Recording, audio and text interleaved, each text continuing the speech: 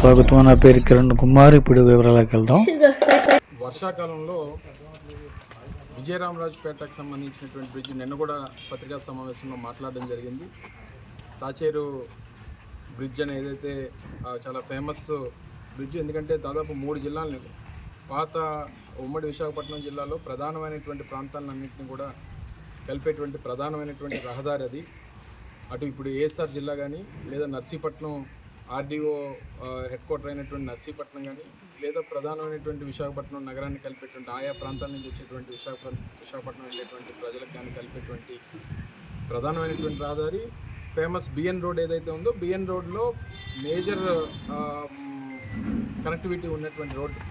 మొన్న వర్షాలు కొట్టిపోయిన తర్వాత మేము కూడా ఒక 15 రోజుల క్రితం నేను మా పార్టీ సీనియర్ నాయకత్వం అంతా కూడా వెళ్ళడం, ప్రభుత్వం మీద ఒత్తిడి తీసుకొచ్చేటువంటి విధంగా. ఎందుకంటే గతంలో మా ప్రభుత్వం ఉన్నప్పుడు ఒక 6 కోట్ల రూపాయలు ఆ బ్రిడ్జ్ ఎస్టిమేషన్ వేసి దాన్ని పూర్తి చేయాలనేటువంటి నిర్ణయం తీసుకున్నాం. ఈలోపు గవర్నమెంట్ మారిన తర్వాత వారు వెంటనే పూర్తి చేస్తామని చెప్పారు. పట్టించుకోలేదు. మొన్న వర్షాలు కొట్టిపోయి సరే ఏదైనా 1 రోజు 2 రోజులు ఆలస్యం అయ్యి మేము పూర్తి చేస్తామని చెప్పినా పర్వాలేదు, కానీ దానివల్ల ఈరోజు 2 ప్రాణాలు పోయాయి. కేవలం 8వ తరగతి చదువుతున్నటువంటి విజయరామరాజుపేటకు చెందినటువంటి ఒక యువకుడు బాలుడు చనిపోయాడు.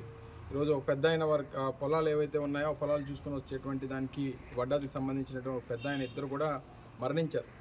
సో మీరు ఈరోజు బ్రిడ్జ్ చేసినా సరే వారి ప్రాణాలు తీసుకొచ్చేటువంటి అవకాశం లేదు. మీ తాలూకా నిర్లక్ష్యం వల్ల, ప్రభుత్వం తాలూకా నిర్లక్ష్యం వల్ల ఈరోజు 2 ప్రాణాలు పోయాయి. ఒక వృద్ధులు ఒక ఆయన చనిపోయారు, ఒక యువకుడు ఒక బిడ్డ చనిపోయాడు. ఆ తల్లిదండ్రులకు సరైనటువంటి ఈరోజు రేపు ఏ రకమైనటువంటి భవిష్యత్తు వారికి ఉంటుందో అన్నటువంటి తెలియనటువంటి పరిస్థితిలో ఉన్నారు. సో డెఫినెట్గా ప్రభుత్వం తక్షణమే స్పందించాలి. ఆ కుటుంబాలను ఆదుకోవాల్సినటువంటి బాధ్యత కూడా ప్రభుత్వం మీద ఉంది. అది ప్రభుత్వ హత్యలుగానే మేమైతే భావిస్తాం. ఎందుకంటే డెఫినెట్గా ఇది ఒక ప్రధానమైనటువంటి రహదారి. ఈరోజు ఇన్ని ప్రాంతాలని లక్షల మంది జనాభా రోజు అటు ఇటు తిరుగుతున్నటువంటి పరిస్థితుల్లో అటువంటి ప్రధానమైనటువంటి రహదారులకి మరమ్మతులు చేసేటువంటి ఓపిక కూడా ఈ ప్రభుత్వానికి, ఆలోచన కూడా లేకపోతే రేపు ఏ రకంగా రేపు రాష్ట్రాన్ని నిర్మిస్తాం, రాష్ట్రానికి భవిష్యత్తు చూపిస్తాం, రాష్ట్రాన్ని అమరావతి కట్టేస్తాం అని చెప్పేస్తే ప్రజలు నమ్మేటువంటి పరిస్థితి లేదు. దీని మీద ప్రభుత్వాన్ని కూడా ఒత్తిడి చేస్తే, నిన్న నేను పత్రికా సమావేశం మాట్లాడితే ఈ రోజు నుంచి ఏవో పనులు మొదలు పెట్టారని చెప్తా ఉన్నారు. సరే, ఏదో ఆ కంటి తుడుపు చర్యలుగా కాకుండా పూర్తిస్థాయి నిర్మాణం, ఆ బ్రిడ్జ్ పూర్తిస్థాయి నిర్మాణం చేయాల్సినటువంటి బాధ్యత ప్రభుత్వం మీద ఉంది. ఒకవేళ తక్షణమే దాన్ని మరమ్మతులు చేపట్టి టెంపరీగా ఏదైనా మరమ్మతులు చేసినా పూర్తి స్థాయిలో బ్రిడ్జ్ నిర్మించేటువంటి బాధ్యత ప్రభుత్వం తీసుకోవాలి. వీటన్నిటికన్నా మించి పోయినటువంటి ప్రాణాలు ఏవైతే ఉన్నాయో వారి కుటుంబాలని ప్రభుత్వమే ఆదుకోవాలనేటువంటిది వైఎస్ఆర్ కాంగ్రెస్ పార్టీ డిమాండ్ చేస్తూ ఉంది.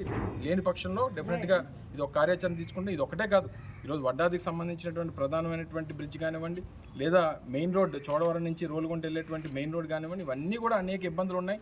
ఇంటర్నల్ రోడ్స్ అలాగే ఉన్నాయి. రాజాం నుంచి తురకలపూడి వెళ్ళేటువంటి రోడ్లు కానీ అనేక రోడ్లు అన్నీ కూడా అస్తవ్యస్తం. ఈరోజు వడ్డాది నుంచి ఘాట్ రోడ్ వెళ్ళేటువంటి రోడ్లు కానీ అన్నీ కూడా అస్తవ్యస్తంగా ఉన్నాయి. తక్షణమే ప్రభుత్వం దిగిరాకపోతే దీని మీద పెద్ద ఎత్తున ఒక కార్యాచరణ రూపొందించి ప్రజలందరినీ కూడా కలుపుకొని ఉద్యమాన్ని కూడా వైఎస్ఆర్ కాంగ్రెస్ పార్టీ టేకప్ చేస్తుంది. Thank you.